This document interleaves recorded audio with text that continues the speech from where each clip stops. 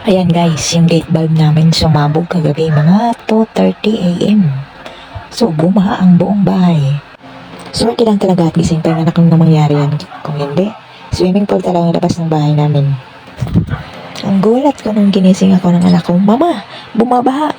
Nalimpungatan talaga ako nang ginig-ginig pa talaga akong bumaba ako dire-diretso ako sa labas at pinatay ko yung main.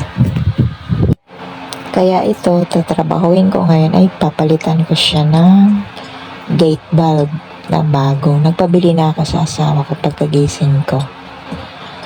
Ayan, hirap dito magdukot sa ilalim ng lababo. So, ayan, natanggal na siya.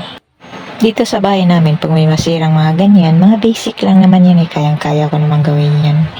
Kasi ang asawa ko walang alam sa ganyan eh. Ako lang talagang gumagawa. Yun, natanggal din.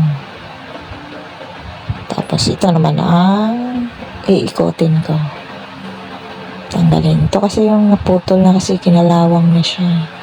Sa lakas siguro ng presyon ng tubig. Ayun, tumalsik. Sabog ang tubig. Medyo mahigpit. Tsaka sira na kasi itong yabi topo ko eh. Ayan.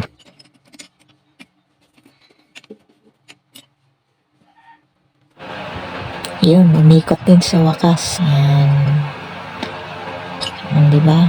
Pwede nang kamayin. Maluwag na eh. Ito na yung bago na ipapalit natin.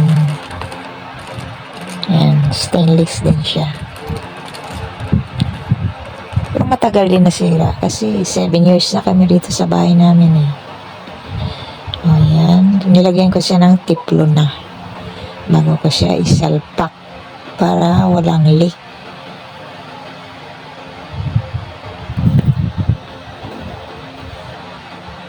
Ayan, nagpitan natin ng maigi para talagang hindi siya mag-leak.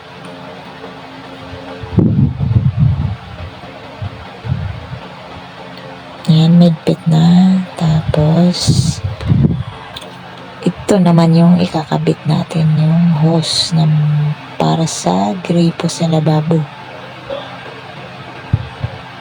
Ayan, ikabit na natin to.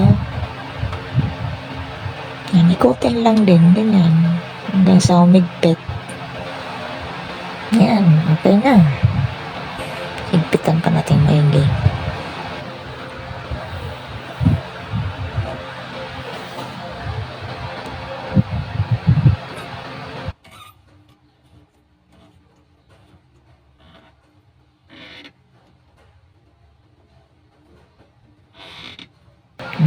Diba? Finish! Thank you for watching.